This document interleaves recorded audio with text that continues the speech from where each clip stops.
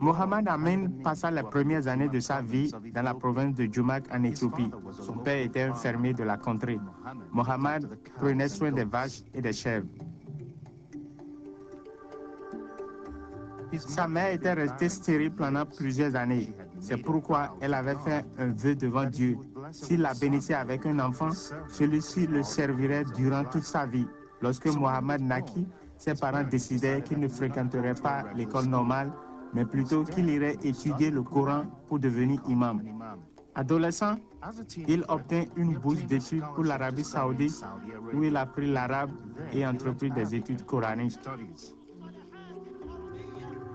En parlant de son séjour en Arabie saoudite, il raconte: Je priais avec ferveur.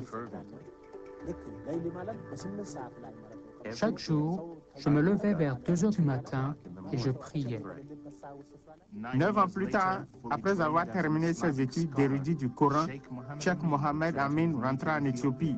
Il commença à enseigner le Coran dans une des plus grandes mosquées de Jumak. Quelques années plus tard, il quitta l'Éthiopie à nouveau pour continuer cette fois-ci ses études au Soudan. Cependant, à peine une année s'était-elle écoulée que le voici de retour en Éthiopie. Mystérieusement, sa santé avait commencé à se dégrader très rapidement. Durant cette période, j'ai perdu beaucoup de poids. Je suis devenu un squelette ambulant. J'ai perdu mes cheveux. Mon nez et mes dents étaient les seules parties reconnaissables de mon corps. Le reste se décomposait lentement. Sa famille l'amena à l'hôpital, mais tous les efforts pour le guérir furent vains. J'avais des furoncles et des plaies douloureuses qui me couvraient de la tête aux pieds. Pendant des années, Mohamed avait gardé un secret. Alors qu'il était respecté en tant qu'homme de religion, en fait, il couchait avec des prostituées. Dans ma vie privée, j'étais l'un des pires pécheurs. Je ne dis pas cela par humilité, mais parce que j'ai honte. Je ne suis pas fier de ce que j'ai fait. J'ai contracté le sida à cause de la promiscuité que je vivais. Mais c'est à ce moment-là que le miracle s'accomplit.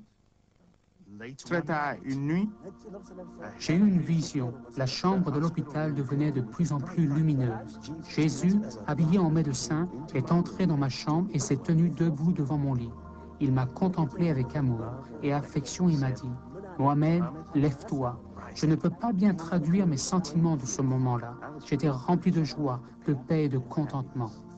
C'est à cet instant-là que Mohamed crut en sa guérison. Maintenant, je crois que Jésus est le Fils de Dieu. J'ai décidé de le suivre. Mohamed était allaité depuis 5 mois. Il certifie qu'à peine une semaine après que Jésus lui est apparu, il commença à marcher de nouveau. Mais l'histoire ne s'arrête pas là. Des examens de détection du sida avaient d'abord révélé la maturité de la maladie. Les nouveaux examens montraient que Mohamed, au-delà de la vraisemblance, n'avait plus le sida. Miraculeusement, Cheikh Mohamed Amin avait été guéri du sida. Freo Lama est un évangéliste éthiopien. Il rencontra Cheikh Mohamed Amin peu après sa sortie de l'hôpital. Freo raccompagna Mohamed à la maison, lui offrit un lit et lui lava régulièrement ses plaies et ses blessures. Je sentais que le Seigneur allait faire de lui un instrument privilégié. Ce fut un acte de compassion qui changea complètement la vie de Cheikh Mohamed Amin.